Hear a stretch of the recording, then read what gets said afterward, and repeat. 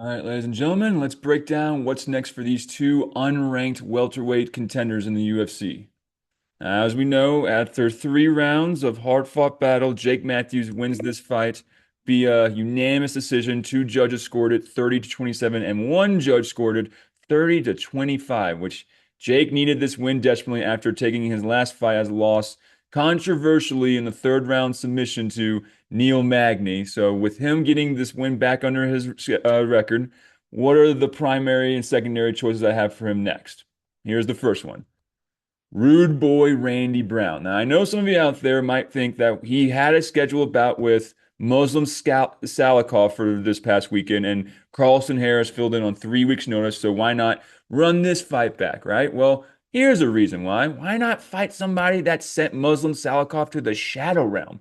Randy Brown did this to Muslim Salikov about 3 years ago in 2023, and here's the recent trend on Rude Boy lately.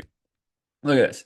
His last 4 fights, he's lost 3 of them, and he's on his first loss this year by unanimous decision to Kevin Holland. Meanwhile, you look at, and the number next to his name in the rankings, 26, right? Here's Jake Matthews. Now, he was on a 3 fight win streak before he fought Neil Magny last year and then snapped that loss and to get his win back this past weekend. You're like, he's ranked 37, Muslims ranked below him.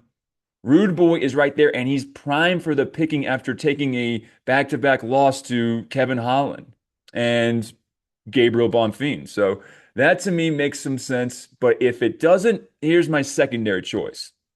Chaos Williams. When Chaos Williams defeated Nikolai Veretennikov by first round TKO 2 weeks ago, I thought it would have been perfect if instead of Carlson Harris, you gave Chaos Williams the short notice opportunity to fly all the way across the world to China and take on a higher contested opponent, way more than Nikolai Veretennikov.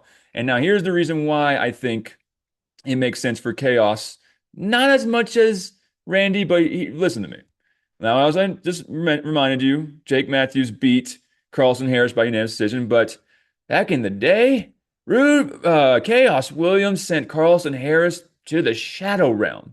And another thing that happened as well is Jake Matthews fought Matthew Semmelsberger, and guess who also fought Matthew Semmelsberger? Chaos Williams, and he defeated him. That's a difference in opponents, but both of them have fought the same person. But Chaos beat Matthew, and Jake did not. So, in my opinion, I know it's definitely, if you look at this, Chaos is, where is he now?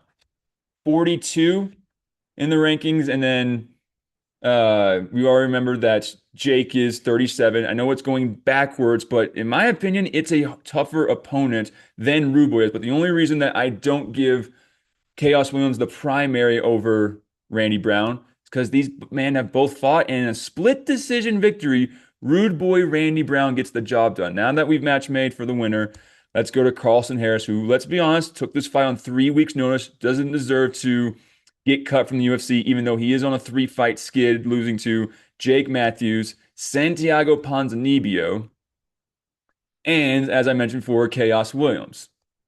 So yeah, those are his last 3 losses. And having the Michael Chiesa bout canceled, I still can't forgive him for that. But now let's look at the options I have for his next opponent, shall we? Action Man Chris Curtis. Now, why do I think Chris Curtis makes for the perfect opponent? Check this out. I showed you the 3 fight skid that Carlson Harris was on, and guess who else is on one? Chris, the Action Man Curtis. Well, he's lost 3 of his last 4, mind you. Okay, it's not a 3 fight in a row skid, but these losses follow you. Let's go to them. Losing to Mitabek Orobai earlier this year, losing to Roman Kopylov, and then mind you, this was a middleweight, so now he's a welterweight now. And then the fight before this was to the number 5 ranked middleweight in a split decision loss that he already defeated Brendan Allen in earlier in his career and had to rematch him and gave him a split decision victory or a loss on the side for Chris Curtis. Now I see, and like I compare, like they haven't updated the 2026 fight that we just saw this past weekend yet, but he's on a 3 fight skid. His number is ranked closer to Chris Curtis's, so that's why I think that fight makes sense. And if that's my primary, then my secondary choice is Max Payne Griffin. And just like my boy Chris Curtis, this man is on a 3 fight in a row skid. Not like Chris Curtis. I'm not meant to say is he's exactly like Carlson Harris. Now let's see what other similarities does Max Payne Griffin and Carlson Harris have. Well, they're three-fight skid, losing to Victor Valenzuela, Chris Curtis, that we already mentioned before. And this fight that I mentioned prior, he actually got into the octagon and fought Michael Chiesa and obviously gave him a victory that he deserved. And unfortunately, as we all know, Carlston Harris did not fight Michael Chiesa in his retirement fight in Seattle, Washington, and instead Nico Price had to fill in the gap. But other than that, the last thing that Carlston Harris and Max Griffin share in common, there's a similar opponent in both Jeremiah Wells, where this is Max Griffin beating Jeremiah Wells, and this is him getting Darce choked by Carlson Harris and getting his first win that he's had in the last four fights. And the only reason that same thing with Jake Matthews that I put Chris Curtis ahead of Max Payne Griffin is because both these men have fought and Max Payne Griffin beat him by split decision.